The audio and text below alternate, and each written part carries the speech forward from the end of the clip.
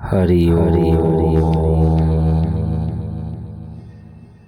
नाद ध्वनि का महत्व। गुरुदेव कहते हैं कि जब ये साधक साधना करते हुए प्राण वायु पर अपना नियंत्रण स्थापित कर लेता है और प्राण का प्रभाव जब सुषुम्ना मार्ग के अवरोधों को भी पार करते हुए आज्ञा चक्र को पार करता हुआ जब वह नाद ध्वनि का साक्षात्कार कर लेता है तब उसे ये मानना चाहिए कि वह परमात्मा के अस्तित्व को जानने लगा है।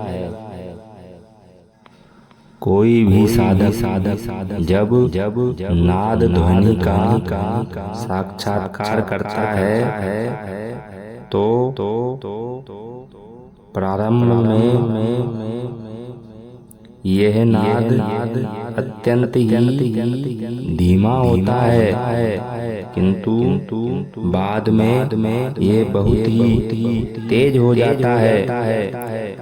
उच्च स्तरीय तीव्रता को प्राप्त हो जाने के बाद जैसे जैसे साधक अपनी साधना को आगे बढ़ाता है वैसे वैसे ही ये नाद धीरे धीरे धीमा होता चला जाता है और यही नाद एक प्रकाश तत्व में बदल जाता है। गुरुदेव कहते हैं कि धीरे धीरे साधक का जो आज्ञा चक्र है वह पूर्ण ही प्रकाशित हो जाता है और यही नाद प्रकाश तत्व में बदल जाता है। धीरे धीरे साधक का आज्ञा चक्र पूर्ण प्रकाशित हो जाता है और ऐसी स्थिति में उसे एक अमृत के झरने का भी जो आनंद है वह प्राप्त होने लग जाता है।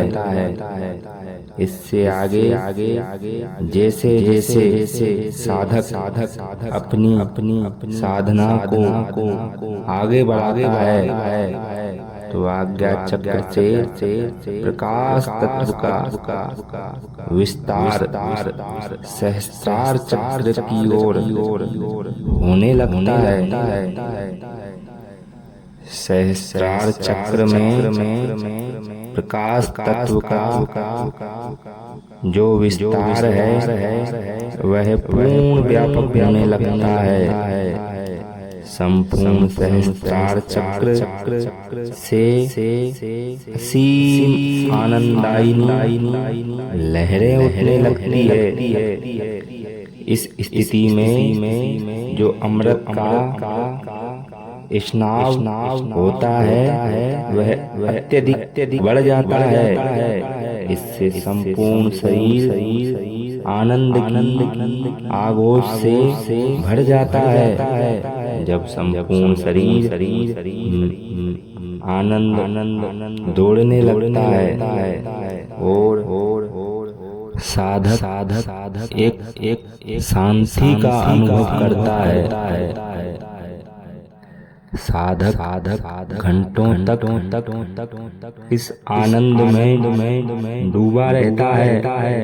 तभी सहस्त्रार चक्र से हृदय चक्र में असीम तेजो में शीतल प्रकाश भी उत्पन्न हो जाता है। संत कहते हैं कि एक शीतल आनंदायिनी प्रकाश जिसे प्राप्त करके साधक पूर्ण आत्मबोध से भर जाता है। इसे प्राप्त करके साधक अपनी पूर्णता का एहसास करता है। साधक अपने भीतर एवं बाहर संपूर्ण सृष्टि में एक ही आत्म तत्व का विस्तार प्रकाशित हुआ देखता है और वह परमात्मा के स्वरूप का साक्षात्कार कर लेता है।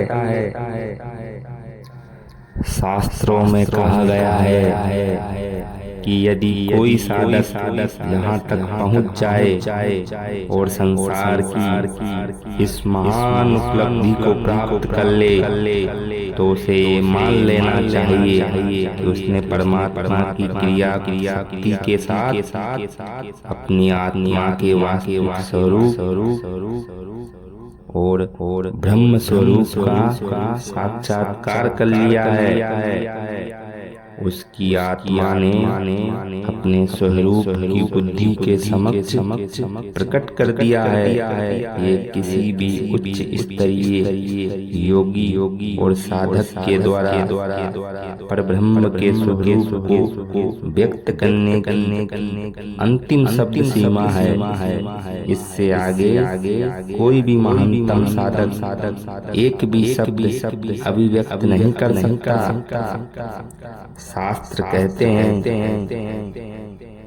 क्योंकि अब जो भी अभिव्यक्त करने जैसा कुछ भी नहीं है। इससे आगे बढ़ने पर साधक निर्विचार और निर्विकल्प समाधि की ओर गति करता है, जहाँ पर मन बुद्धि अहंकार आदि क्रियाहीन हो जाते हैं।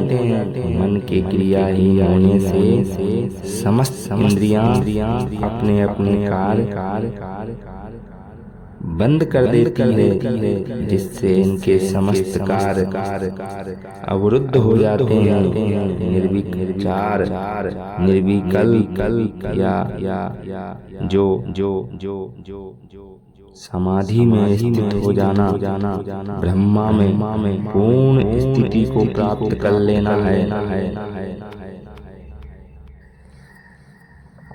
शास्त्रों में कहा गया है कि जहाँ सिर्फ उस ब्रह्म के सिवा कुछ भी शेष नहीं रहता। इस स्थिति में स्थित होने वाला साधक माया के संपूर्ण आवरण को हमेशा के लिए मिटा देता है और वह पूर्ण ब्रह्म परमात्मा में लीन होकर मुक्त हो जाता है।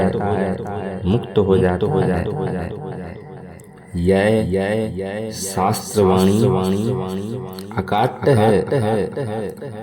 ऐसा साधक निश्चित ही परमात्मा से एकाकार हो जाता है और मुक्ति की परम अवस्था में जाकर हमेशा के लिए मुक्त हो जाता है।